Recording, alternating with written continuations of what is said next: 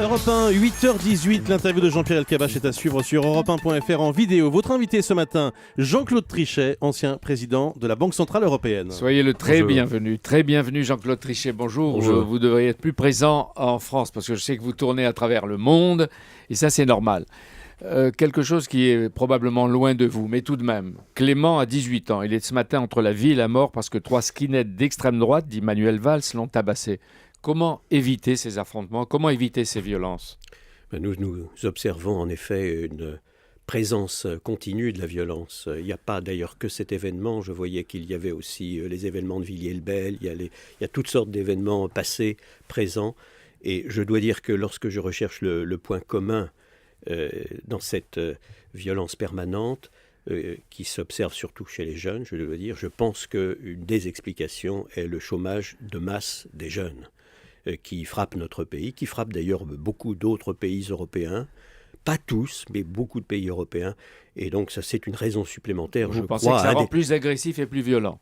Bien sûr, le fait de ne pas avoir de travail, le fait de ne pas avoir d'utilité sociale, le fait de ressentir un avenir qui est bouché est vraiment tragique, est totalement tragique, et donc suscite la violence. Redonnez-nous de la croissance et des emplois. Est-ce que la crise est passée, Jean-Claude Trichet? Nous sommes toujours dans une période de crise très difficile, et cela est vrai de tous les pays avancés, du Japon, des États-Unis, de l'Angleterre et de la zone euro. Alors plus ou moins selon la situation des différents pays. Mais au total, nous sommes toujours, après les événements extrêmement violents qui se sont passés sur le plan économique et financier en 2007 et 2008, particulièrement après le dépôt de bilan de la banque américaine Lehman Brothers, nous sommes toujours dans cette période d'adaptation structurelle des pays avancés. La France en particulier, l'Europe et bien entendu aussi les autres. Et justement, quand on pose, Jean-Claude Trichet, la question « Comment va la France ?», pourquoi la réponse est presque toujours « Ça va mal ». Je crois que la France a en effet beaucoup de progrès à faire dans des directions qui sont, je crois, maintenant assez bien identifiées. Il faut réduire la dépense publique, beaucoup. La Suède a réussi à la réduire de l'ordre de 10% du produit intérieur brut. Mais ce sont des Suédois. Sur une longue période. Pourquoi la France, et que les gouvernements soient à droite ou à gauche, a tant de mal à réduire les dépenses publiques? Pourquoi ? Je crois que l'on peut dire en effet que c'est parce que jusqu'à présent, nous n'avions pas nécessairement un véritable consensus. Mais je crois que maintenant, on peut dire qu'il y a un consensus français assez large pour réduire la dépense publique. Les Allemands dépensent 10 points de produit intérieur brut de moins que nous en dépenses publiques. Les Suédois ont réduit de 10 points. Donc c'est très ambitieux, naturellement, ce que je dis, mais je pense que ce serait une chose nécessaire, précisément si l'on veut lutter contre notre chômage de masse, parce que les frais généraux du pays sont trop élevés. Mais vous demandez peut-être à tous les partis de s'engager dans une stratégie anti-chômage. Oui, il n'y a pas que cela. Il y a trois dimensions essentielles. La réduction de la dépense publique, qui fait l'objet, je crois, largement d'un consensus. Maintenant, le problème, c'est pas d'être d'accord sur le diagnostic, c'est fait, mais de voir comment on fait concrètement. Deuxièmement, il y a les réformes structurelles. Et notamment, là aussi, il me semble que le consensus est maintenant presque là. Il y a eu déjà des réformes structurelles importantes qui ont été engagées. Il faut les poursuivre. Et puis, il y a la compétitivité du pays, la compétitivité coût du pays. Et là, c'est clair, nous avons, par rapport aux meilleurs pays qui ont vaincu le chômage de masse, encore des coûts unitaires de production qui sont trop élevés. Mais par exemple, la France attire moins les investisseurs étrangers, avec là aussi des effets sur l'emploi. En 2 ans, la France a perdu 13% de sa séduction. Elle était en tête ou elle était en numéro 2. Aujourd'hui, la Grande-Bretagne et l'Allemagne attirent davantage. Dans la compétition mondiale, pourquoi descend-elle du podium, la France? Pourquoi ? Elle ne descend pas du podium si vous précisez qu'on est numéro 3. C'est la médaille de bronze, c'est pas, oui, ce n'est ni l'or ni l'argent.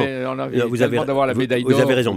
Ça veut dire qu'elle a des atouts qui demeure, puisque en dépit du fait clairement qu'elle a un problème de compétitivité, qu'elle a aussi un problème de discours vis-à-vis des entreprises. La plupart des pays du monde, je dirais même la totalité des pays du monde, essayent d'attirer chez eux le plus possible les entrepreneurs, les gens actifs et industrieux, ceux qui précisément sont en mesure de créer des richesses. Nous, c'est plus nuancé, si je puis dire. Et ceci est culturel et assez largement multipartisan. C'est la raison pour laquelle je crois qu'il faut changer complètement notre attitude et notamment rendre notre pays compétitif. Mais ceci fait l'objet aussi d'un consensus. On en a beaucoup parlé. Donc ça progresse. On a parlé du choc. Ça fait 4-5 fois que vous dites qu'on a des consensus. Oui, je crois qu'on a progressé sur le diagnostic. Maintenant, c'est l'action. Et comme de toute manière, on ne peut mener à bien de grands projets que sur la base d'un assez large consensus multipartisan, je crois que l'un des problèmes essentiels que nous avons en ce moment, c'est de nous lancer dans ce que j'appellerais une stabilité compétitive. C'est-à-dire qu'il ne faut pas que nos coûts de production augmentent. Exactement comme les Allemands l'ont fait depuis la création de l'euro. Les Allemands. Jean-Claude Trichet. C'est la première fois que je dis. Chaque matin, pour ne pas étouffer, nous Français, pour ne pas décliner, il faut penser monde et il faut penser Europe. Ça, on l'a bien compris à travers votre message. On va prendre des exemples. Vous rentrez de Shanghai, vous, l'Européen, le Français, Jean-Claude Trichet. Aujourd'hui même, Bruxelles impose près de 12% des droits de douane sur les importations de panneaux solaires de Chine. Pékin réplique avec des mesures de représailles, en particulier sur des PME, sur le vin français qui va trinquer. À qui cette guerre commerciale fait-elle le plus de tort ? À la Chine ou à l'Europe ? Non, nous, à la France. Nous sommes en effet dans un monde qui est extraordinairement intégré. La Chine est une économie que j'ai pu regarder de près à nouveau tout dernièrement, qui est absolument fascinante. C'est l'un des endroits dans le monde où j'ai l'impression de vivre dans un roman de science-fiction. Quand je vois ce qu'est devenu Shanghai aujourd'hui, alors que j'étais moi-même il y a 30 ans en Chine, à Shanghai et à Pékin, il n'y avait pas un seul skyscraper, ça a changé pas un depuis seul 2 ans gratte-ciel, même. pas un seul gratte-ciel. Ça a changé et ça change de manière continue. Il est clair que nous devons ensemble évidemment commercer de la manière la plus intense possible. Et le nombre de Français dont l'emploi dépend des exportations vers la Chine est évidemment considérable. On vient de découvrir le vin que l'on exporte. Donc nous avons besoin évidemment d'exporter. Donc comment en sortir ? Pas par la guerre, mais par le compromis ou la négociation. Il y a des règles internationales. Elles doivent être bien entendu respectées. De part et d'autre. Et je suis convaincu que les uns et les autres rechercheront le plus rapidement possible que l'on sorte d'une situation qui est évidemment anormale. Mais nous avons tous besoin les uns des autres. Nous sommes tous interdépendants et la France dépend beaucoup plus de ses exportations, c'est-à-dire de sa capacité de séduire par ses biens et par ses services. Mais ça ne vous choque le pas, reste vous, du l'Européen, que les Européens affichent leur désaccord ? Il y a une quinzaine de pays, l'Allemagne de Mme Merkel, contrairement à Paris, qui préfèrent des accords seul à seul avec les Chinois.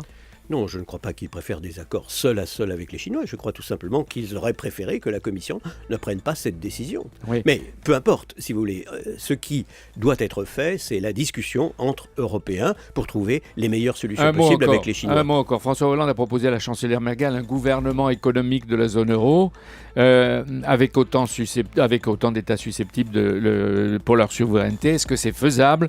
Vous qui avez à un moment à Aix-la-Chapelle demandé qu'il y ait un ministre commun européen des finances, est-ce que c'est bon ? Est-ce que c'est une bonne initiative pour la croissance, pour l'emploi des Français ?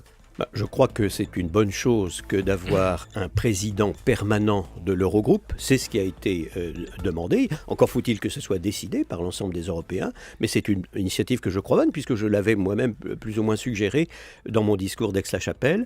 Ceci dit, il faut aller beaucoup plus loin. Là, c'est une entité, c'est un pas en avant, mais nous avons et nous devons respecter strictement la nouvelle gouvernance de l'Europe.